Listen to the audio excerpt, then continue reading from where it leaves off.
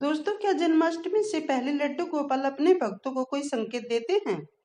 कई भक्तों का मानना है कि जन्माष्टमी के आसपास कुछ ऐसे अनुभव होते हैं जो कान्हा की याद और कृपा से जुड़े हो सकते हैं।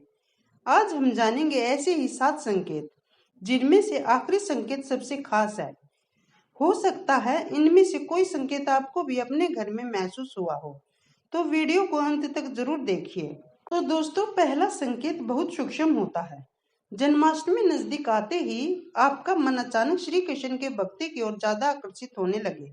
आपको बार बार श्री कृष्ण जी के भजन सुनने का मन करने लगे, लड्डू गोपाल की सेवा करने का मन करे, घर के मंदिर को सजाने का मन करे, या फिर अचानक मन में आए कि इस बार जन्माष्टमी पर कान्हा के लिए कुछ खास करना है। तो हो सकता है पहले आप रोज पूजा न करते हो, लेकिन जन्माष्टमी के आसपास आपका मन अपने आप मंदिर की ओर जाने लगे। भक्ति परंपरा में इसे एक सुंदर आध्यात्मिक जुड़ाव के रूप में देखा जाता है, क्योंकि भगवान के प्रति प्रेम हमेशा किसी बड़े चमत्कार के रूप में ही महसूस हो, ऐसा जरूरी तो नहीं। कई बार भगवान की ओर बढ़ता हुआ आपका अपना मन ही सबसे पहला संकेत हो सकता है। दोस्तों, जरा सोचिए, अगर आपको किसी ने बुलाया ही नहीं, फिर भी आपका मन बार बार उसी के पास जाने लगे, तो क्या यह सिर्फ संयोग है? दोस्तों, दूसरा संकेत है श्री कृष्ण नाम का बार बार आपके सामने आना।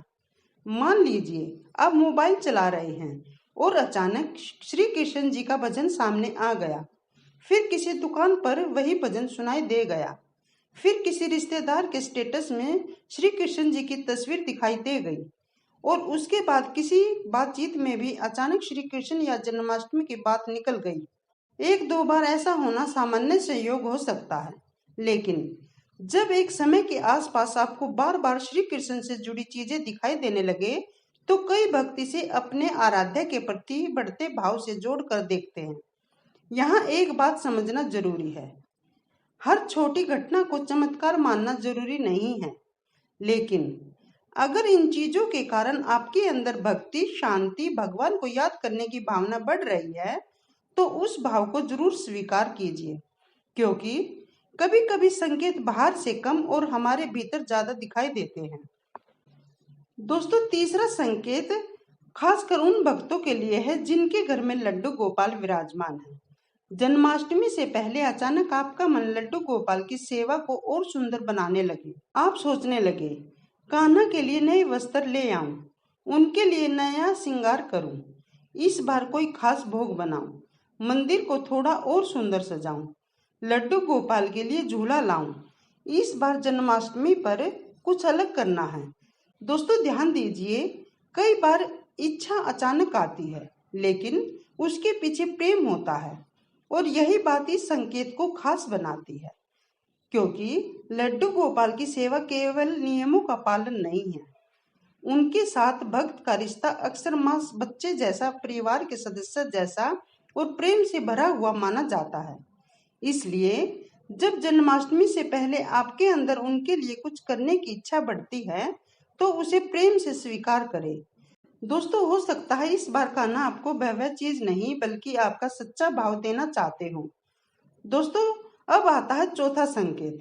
कभी कभी जन्माष्टमी से पहले आपको कृष्ण से जुड़ी कोई चीज अचानक मिल जाती है, जैसे मोरपंख, कृष्ण जी की छोटी सी तस्वीर, बांसुरी, कान्हा की कोई मूर्ति, मोरपंख वाला कोई सुंदर डिजाइन, या फिर कहीं अचानक कृष्ण नाम लिखा हुआ दिखाई देना। दोस्तों, मान लीजिए आप बाजार में किसी और काम से गए थे और अचानक आपकी नजर लड्डू गोपाल के वस्त्रों पर पड़ गई, या फिर किसी दुकान पर इतनी सुंदर कृष्ण प्रतिमा दिखाई दी कि आपका मन वहीं रुक गया। भक्त इन अनुभवों को अपने आराध्य की याद से जोड़ते हैं, लेकिन यहाँ भी एक बात ध्यान रखें, हर मोरपंख मिलना या हर कृष्ण की तस्वीर दिखना चमत्कार का प्रमाण नहीं है। असल बात तो यह है कि उस अनुभव के बाद आपके मन में क्या भाव पैदा हुआ। अगर आपके मन में श्रद्धा आई, भगवान की याद आई और सेवा करने की इच्छा हुई, तो उस भाव को महत्व देना ज्यादा सुंदर है। दोस्तों, पांचवा संकेत थोड़ा अलग है। कभी कभी जन्माष्टमी आने से पहले ऐसा लगता है जैसे घर में अपने आप त्योहार का माहौल बनने लगा है। घर की सफाई करने का मन करता है, मंदिर सजाने की इच्छा होती है। पुराने वस्त्रों की जगह लड्डू गोपाल के लिए नए वस्त्र निकालने लगते हैं। घर के बच्चे भी श्री कृष्ण जी के बारे में पूछने लगते हैं। परिवार में कोई अचानक कह देता है, इस बार जन्माष्टमी पर क्या करेंगे, या फिर घर में कोई कृष्ण भजन चलने लगता है। धीरे धीरे पूरा घर एक अलग ही वातावरण में आने लगता है। भक्ति की दृष्टि से यह बहुत सुंदर बात है, क्योंकि भगवान का उत्सव केवल मंदिर में नहीं होता। जब किसी घर में भगवान के नाम से प्रेम, भक्ति और खुशी का वातावरण बनता है, तो वही जन्माष्टमी की असली सुंदरता है। और शायद इसी वजह से कहा जाता है कि जहाँ कृष्ण का नाम प्रेम से लिखा जाता है, वह उत्सव केवल कैलेंडर की तारीख नहीं रहता, बल्कि मन का उत्सव बन जाता है। दोस्तों, अब छठा संकेत बहुत ही गहरा है और इसे पहचानना थोड़ा मुश्किल भी होता है। जन्माष्टमी के आसपास अगर आपको बिना किसी खास कारण के मन में एक अलग तरह की शांति महसूस होने लगे, तो इसे नजरअंदाज बिल्कुल भी मत कीजिए, क्योंकि हो सकता है आपकी जिंदगी में परेशानियां अभी भी हों, काम की चिंता हो, घर की जिम्मेदारियां हो, भविष्य को लेकर तनाव हो। लेकिन जब आप लड्डू गोपाल के सामने बैठते हैं, श्री कृष्ण का नाम लेते हैं या कुछ देर उनका भजन सुनते हैं, तो मन थोड़ा शांत हो जाता है। यही भक्ति का सबसे सुंदर अनुभव है। भगवान हमेशा समस्या खत्म करके ही अपनी उपस्थिति महसूस कराए, ऐसा जरूरी तो नहीं। कभी कभी परिस्थितियां वही रहती है, लेकिन उसे देखने वाला हमारा मन बदलने लगता है। और अगर कृष्ण का नाम आपके मन को शांति दे रहा है, आपको प्रेम और विश्वास दे रहा है, तो यह अपने आप में बहुत सुंदर आध्यात्मिक अनुभव है। दोस्तों, और अब आता है आखिरी संकेत। यह संकेत किसी वस्तु में नहीं मिलेगा। न कोई आवाज जरूरी है, न कोई चमत्कार, न कोई सपना। यह संकेत आपके मन के अंदर महसूस होता है। जन्माष्टमी के आसपास अचानक आपके मन में श्री कृष्ण के लिए एक बहुत अपना सा भाव आने लगे। आपको लगे, कान्हा मेरे हैं, मैं उनसे अपनी बात कर सकती हूँ, मैं अपनी परेशानी उन्हें बता सकती हूँ। मेरी बात कोई समझे या फिर ना समझे, लेकिन कान्हा जरूर समझेंगे। और जब आप लड्डू गोपाल को देखते हैं, तो केवल एक मूर्ति नहीं दिखाई देती, बल्कि आपको अपने घर का कोई अपना दिखाई देता है। आप उनसे बात करते हैं, उनके लिए भोजन बनाते हैं, आप उनके वस्त्र बदलते हैं, लड्डू गोपाल को सुलाते हैं और उनकी चिंता करते हैं। और कई बार बिना किसी कारण उनकी याद आकर आंखें नम हो सकती है। यही वह भाव है जिसे व्यक्ति भाव में सबसे अनमोल माना जाता है, क्योंकि भगवान के साथ रिश्ता केवल नियमों से नहीं बनता, रिश्ता प्रेम से बनता है। दोस्तों, अब मैं यहाँ आपसे एक बहुत जरूरी बात कहना चाहूंगी। इन 7 संकेतों को वैज्ञानिक प्रमाण या निश्चित भविष्यवाणी की तरह नहीं देखना चाहिए। हर व्यक्ति का आध्यात्मिक अनुभव अलग हो सकता है। किसी को कोई संकेत महसूस हो सकता है, किसी को नहीं। और अगर आपको इनमें से कोई भी संकेत नहीं मिलता, तो इसका मतलब यह बिल्कुल भी नहीं है कि भगवान आपसे दूर है। भगवान की भक्ति का सबसे बड़ा आधार संकेतों की तलाश करना नहीं, बल्कि श्रद्धा, प्रेम और अच्छे कर्म है।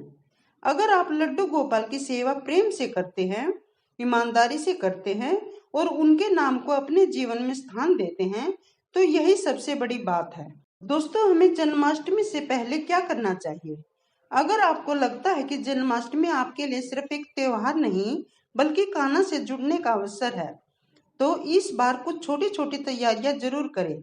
जैसे सबसे पहले घर के मंदिर की अच्छी तरह सफाई करें, लड्डू गोपाल के वस्त्र और श्रृंगार की तैयारी पहले से कर ले, भोग के लिए सात्विक चीजों की तैयारी करें।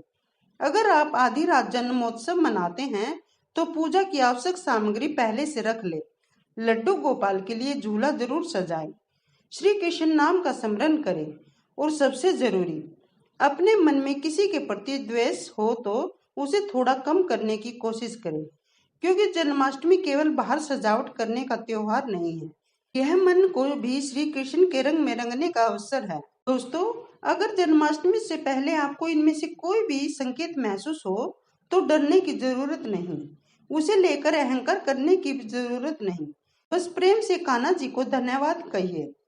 उनके सामने बैठकर कहिए, कान्हा, अगर मेरे मन में आपके लिए प्रेम आया है तो इसे हमेशा बनाए रखना, क्योंकि भगवान में सबसे सुंदर प्रार्थना शायद यही है कि हमारी परिस्थितियां जैसी भी हो, हमारे जीवन में सुख दुख जैसे भी आए, लेकिन हमारे मन से श्री कृष्ण का नाम कभी न जाए। और अब आप मुझे कमेंट में करके जरूर बताइए, जन्माष्टमी से पहले आपको इनमें से कौन सा संकेत महसूस हुआ है? क्या आपको बार बार श्री कृष्ण के भजन सुनाई देते हैं? क्या आपका मन लड्डू गोपाल की सेवा करने के लिए ज्यादा बेचैन रहता है, या फिर आपको बिना किसी कारण कान्हा की याद आने लगती है? दोस्तों कमेंट में प्लीज जरूर बताइए। राधे राधे, जय श्री कृष्णा।